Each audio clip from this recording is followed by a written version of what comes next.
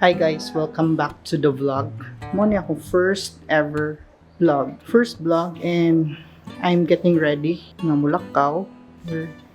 Madto ko og syudad kay di ko plantito pero magkuha ko og plant para sa plantita. And if nakita ninyo, we are in a new place. This is one of the reason kung bakit I wasn't able to create videos because a lot of things happened. And one of the things that happened is we moved to a new house. And this is it. And isa sa maganda dito is yung view.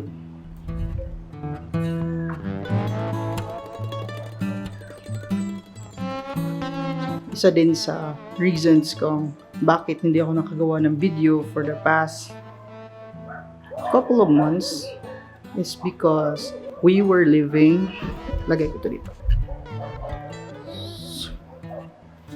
sa previous house kung saan kami nakatira is isa siyang studio apartment. It was very small and there are a lot of dogs in the neighborhood and also chicken in the neighbor. And so I apologize for the noise. The place that we were previously living was too small, so it required small things like small table and wala kaming chair. We were using our computer chair, office chair when we eat. Then doon lang kami, so it was consists with a bed. And now that we move here, it is much bigger, a lot bigger. So I will show the house to you in later pagbalik ko after kung kunin yung plant. One of the reasons kung bakit hindi ako nakagawa ng video is because the house needed many things. Like, we needed a proper table kung saan kami kakain and also beds. Okay, this is our table and ito yung plant rock na in our previous house nasa labas lang siya, and now meron na siyang place inside the house, and that made the plants happier, lovelier. Yun. Then doon ako nagluluto. Dito yung station ng partner ko. And then ito yung makikita nyo sa labas. Ito yung makikita nyo sa labas, which is the parking lot. And yan, si Scoopy, yung partner. So I will be getting ready para alis na tayo at kukunin natin yung malaking plant.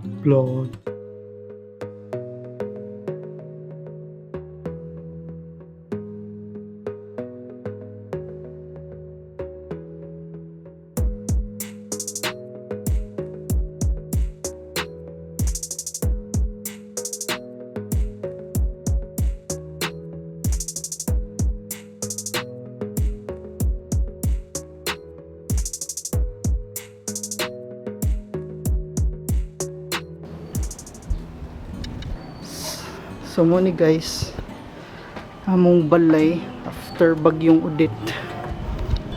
Bad case Udit, no? Papa siya na-fix. Muna akong kwarto sa una, diri. Wala ni nabili.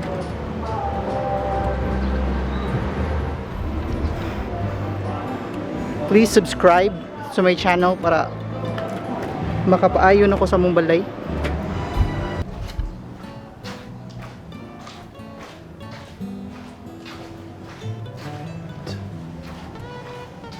So, it's been 4 months since bagyong Udit and hindi pa to na-fix. So, we're gonna fix this soon. So, nakuha na natin yung pinuntahan natin na plant and uuwin tayo ngayon. see you sa bahay.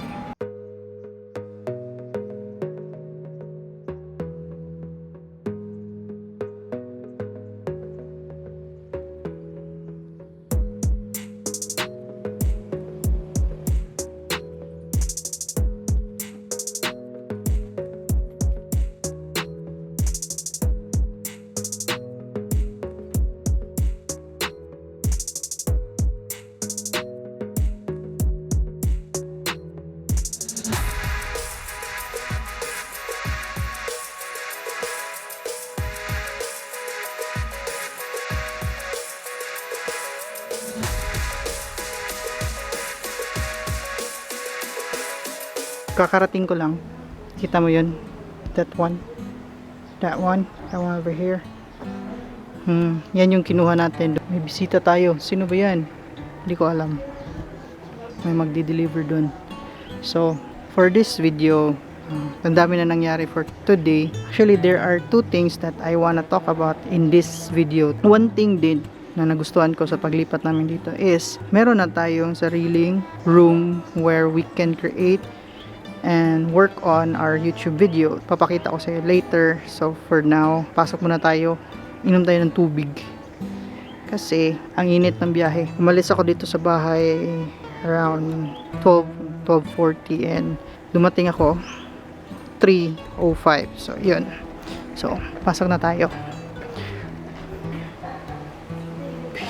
Almost forgot about the microphone. So kala natin tapos na lahat ng lakad natin for today, but nagchat yung ate ko, nasira daw yung mouse niya, so kailangan niya mag-borrow ng mouse. So today, last natin na lakaw is ihahatid natin yung mouse sa kanya. Okay?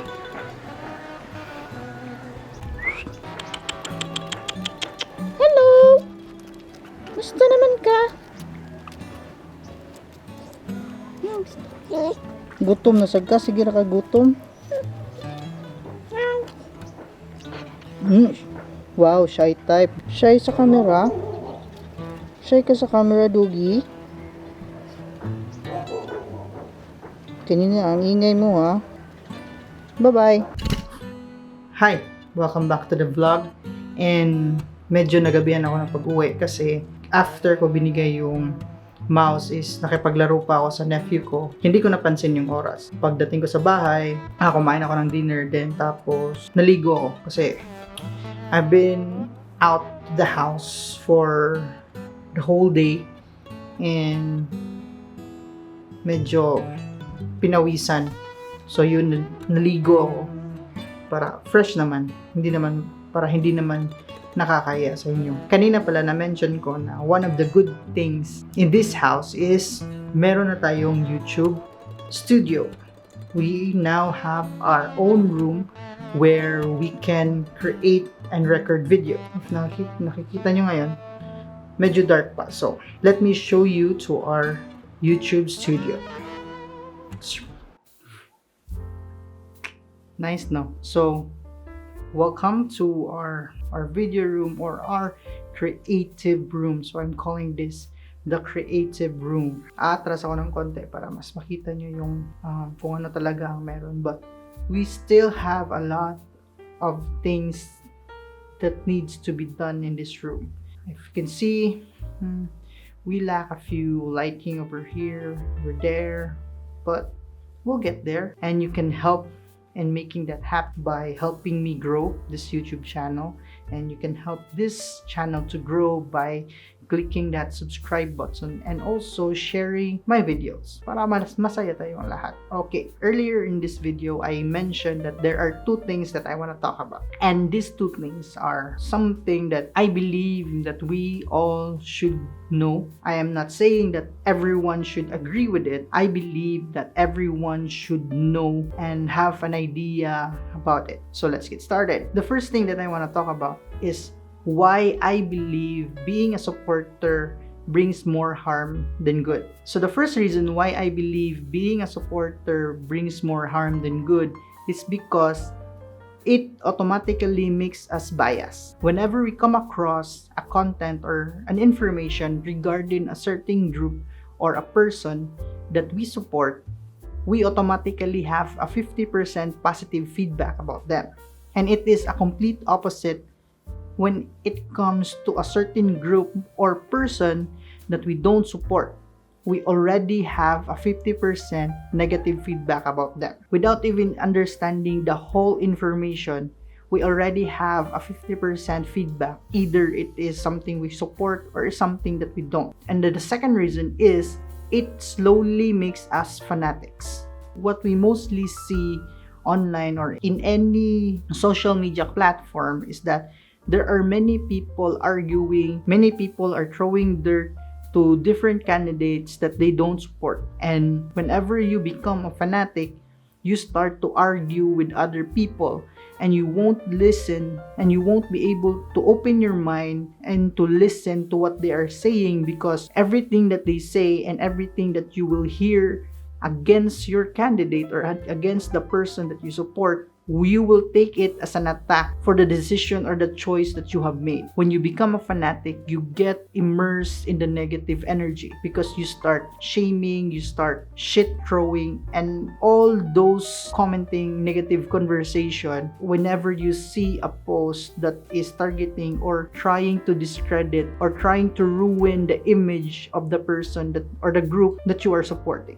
And also, when you become a supporter, you start to close your doors or you start to close your mind to the idea that there are good and there are things that make sense that have been said or that have been delivered by the opposite group or the opposite person. When we become supporters, we sometimes become selfish because now we start to think that our side or our idea or our belief is the thing that is right. That is the reason why there are so many conflicts in this world. It could be from politics to religion to how we should improve our life or how we should improve our world. We tend to create conflicts because whenever we disagree with informations, whenever we disagree with other people, we make it our goal to prove other people that they are wrong and that you are right. And when we become supporters, sometimes we avoid conversation or information that seems against the person or the group that we support. We tend to avoid discussions. We tend to avoid people that don't support the same group or person that we do. And for the second point that I want to talk about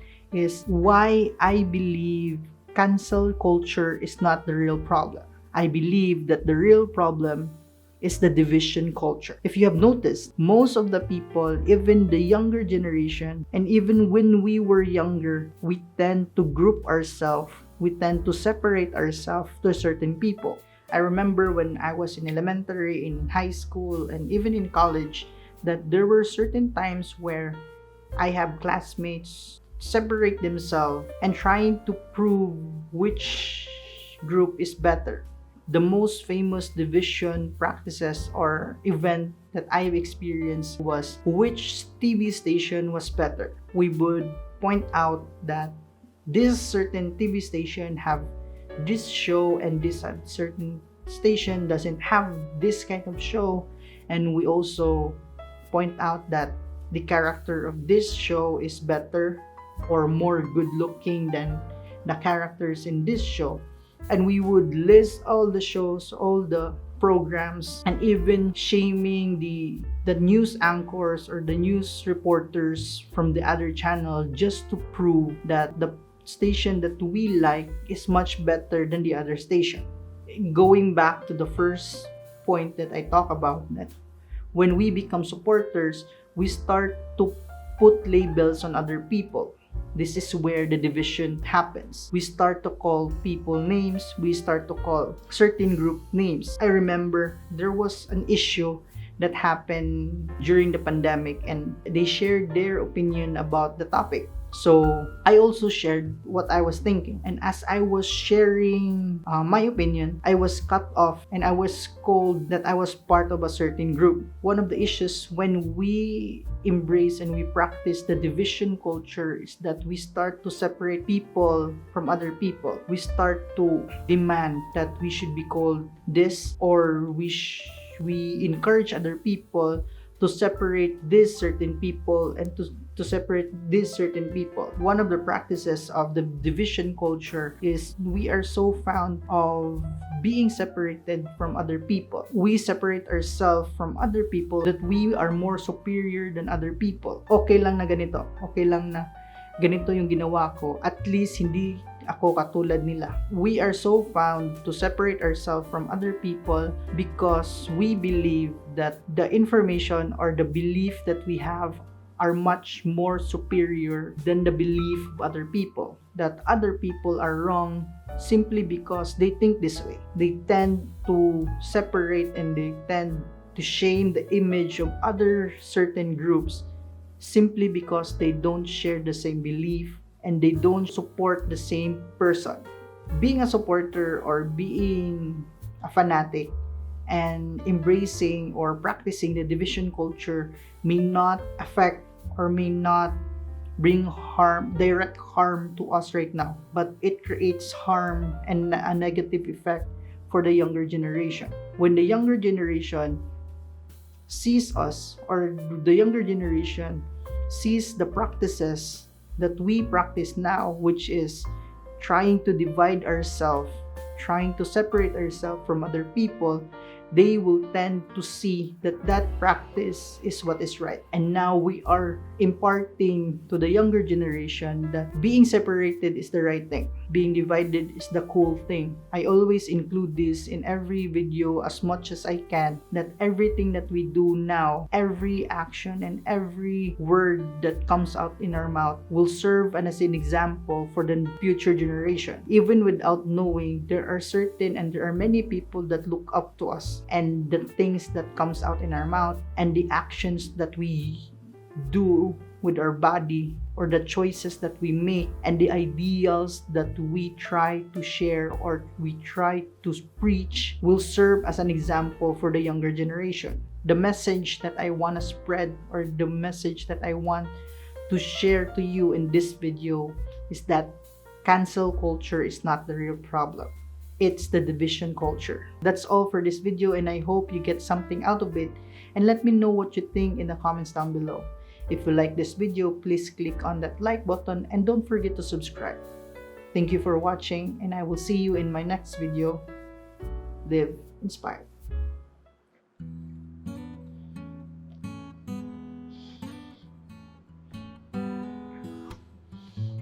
What do you think about the room?